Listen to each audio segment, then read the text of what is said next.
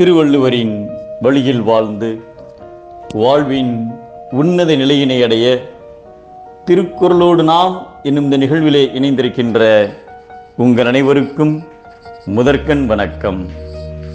குறள் எண் 362, அதிகாரம் அவா அறுத்தல்.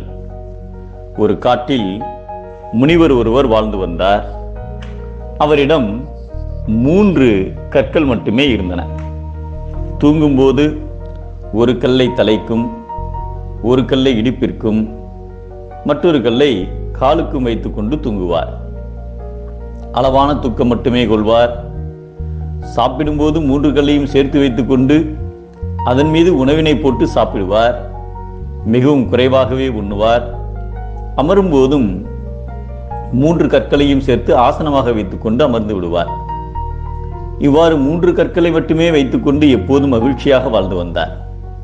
ஒரு நாள் பல துன்பங்களை அனுபவித்த அரசன் ஒருவர் மீண்டும் பிறவா நிலையை அடைவதற்காக தீர்வு வேண்டி அம்முனிவரை சந்திக்க வந்தார். அப்போது முனிவர் இவ்வாறு 3 கற்களுடன் கஷ்டப்படுவதைக் கண்டு அவரை அரண்மனைக்கு அழைத்துச் செல்ல விரும்பினார்.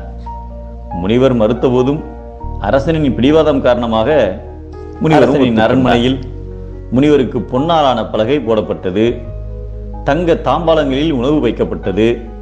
முனிவர் வழக்கம் போல கற்களை சேர்த்து வைத்து அதில் எப்போதும் அவர் சாப்பிடும் அளவே போட்டு சாப்பிட்டார்.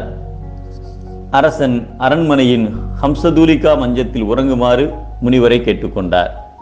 முனிவர் 3 கற்களை அந்த மஞ்சத்தில் போட்டு அதன் மீது படுத்துக்கொண்டு உறங்கினார். அளவான தூக்கத்துடன் காலை எழுந்தார். 3 கற்களையும் சேர்த்து ஆசனம் செய்து தியானத்தில் ஆழ்ந்தார். இது சில நாட்கள் தொடரவே முனிவர் காட்டில் வாழும் அதே வாழ்க்கையை அரண்மனையிலும் கடைபிடிப்பதைக் கண்டு முனிவர் கேட்டுக்கொண்டபடி அரசன் அவரை மீண்டும் காட்டிலேயே விட்டுவிட்டார். அப்போது முனிவர் அரசனிடம், மன்னா, அனுபோகப் பொருட்கள் குறைவாக இருக்க இருக்க நிம்மதி பெருகும். அனுபோகப் பொருட்கள் பெருக பெருக துன்பங்கள் பெருகும். எனவே தேவையை சார்ந்து வாழ்க்கையை அமைத்துக்கொள். உன்னுடைய எல்லா துன்பங்களுக்கும் உன்னுடைய தேவைக்கு மீறிய ஆசைகள் தான் காரணம். பொருட்களின் மீது ஆசையற்ற நிலை ஏற்படும் போதுதான் மீண்டும் பிறவா நிலையை அடைய முடியும்.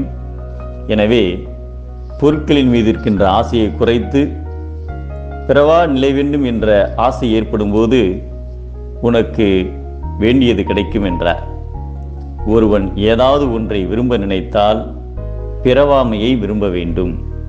அது ஆசையற்ற நிலையை விரும்பினால்தான் உண்டாகும் என்பதை வேண்டுங்கால் வேண்டும் பிறவாமை, மற்றது வேண்டாமை வேண்ட வரும் என்கிறார் நம் தெய்வப்புலவர் திருவள்ளுவர். பொருட்களை விரும்பினால் மீண்டும் பிறப்பு, ஆசை அறுத்தலே வாழ்வின் சிறப்பு.